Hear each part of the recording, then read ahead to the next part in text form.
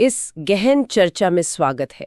आज हम सिंधु हड़प्पा सभ्यता के कुछ प्रमुख नगरों की दुनिया में उतर रहे हैं। हजारों साल पहले बसे थे ये शहर। जी, हमारे पास कुछ दस्तावेज हैं जैसे सिंधु सभ्यता, प्रमुख नगर और खोज, और एक और है सिंधु हड़प्पा सभ्यता के प्रमुख नगर।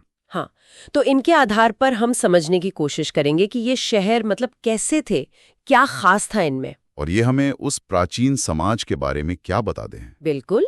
हमारा लक्ष्य है हड़प्पा, मोहनजोदारो, चन्हूदड़ो, लोथल, कालीबंगा, हिसार और बड़ावली जैसे कुछ खास नगरों को देखना। और सिंधु घाटी सभ्यता, ये लगभग 2600 ईसा पूर्व की बात है।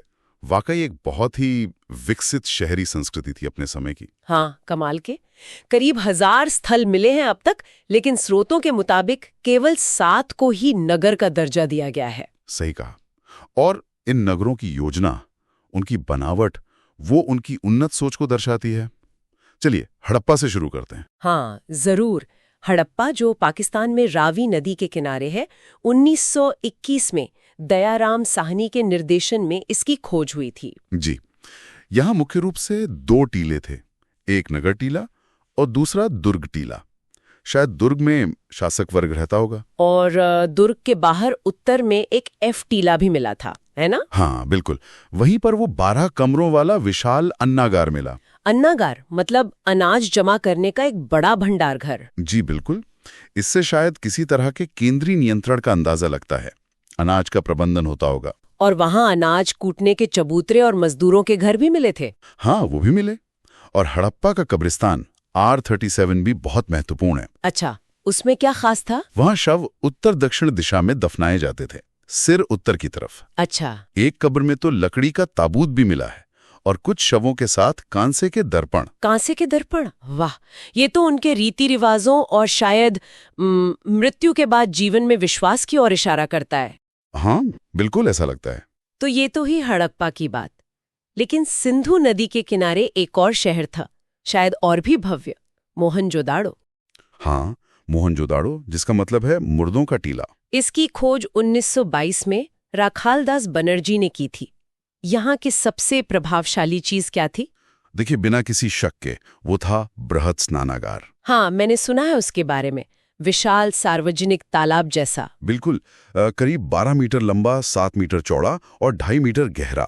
और कमाल की बात यह है कि इसके फर्श को पानी रोधी बनाने के लिए ईंटों पर जिप्सम और चारकोल का लेप लगाया गया था। गजब! उस जमाने की इंजीनियरिंग का बेहतरीन नमूना। हाँ, तभी तो मार्शल ने इसे तत्कालीन विश्व का आश्चर्यजनक निर्माण कहा था। और यहाँ की सबसे बड़ी इमारत भी तो एक अन्नागार ही थी।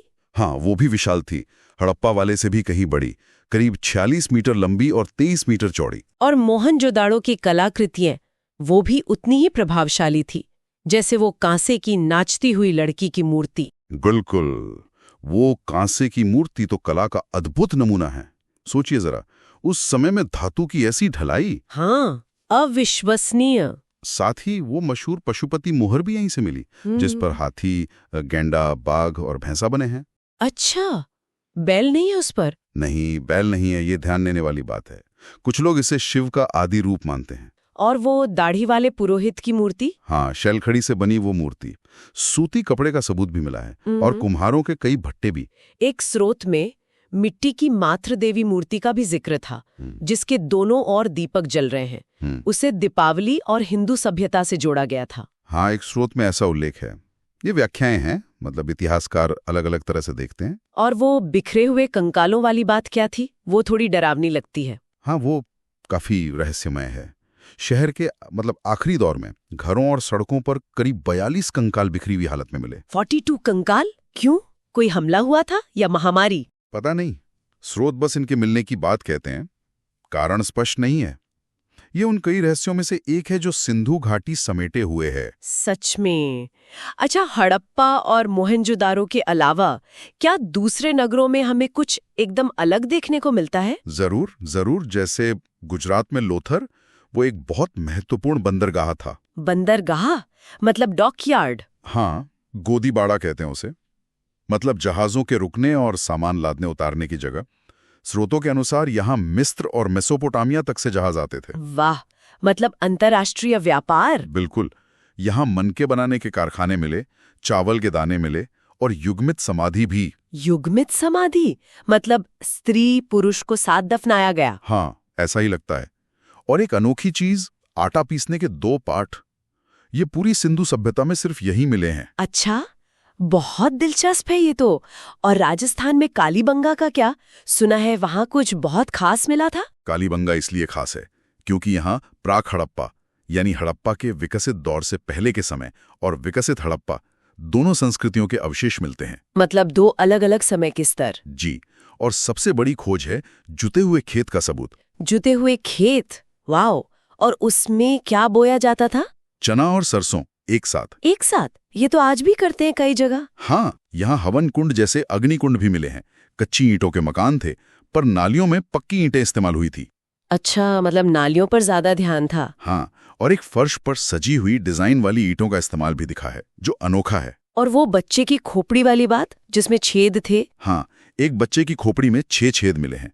कुछ लोग इसे शल्य चिकित्सा का संकेत मानते हैं। शायद जल कपाली रोग का इलाज करने की कोशिश हो। बाप रे, सर्जरी उस जमाने में? संभव है। और हाँ, यहाँ भूकंप के भी सबसे पुराने सबूत मिले हैं। कमाल है। अच्छा, अब जरा संक्षेप में चन्हूदड़ों, बड़ावली और हिसार के बारे में भी बता दीजिए। चन्हूदड़ों वो बिना किले वाला एकमात्र शहर था।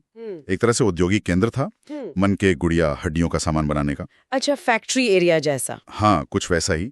यहाँ मुड़ी हुई मतलब अकलापकार ईंटें मिली और लिपस्टिक जैसी चीजों के अवशेष भी। लिपस्टिक, वाह।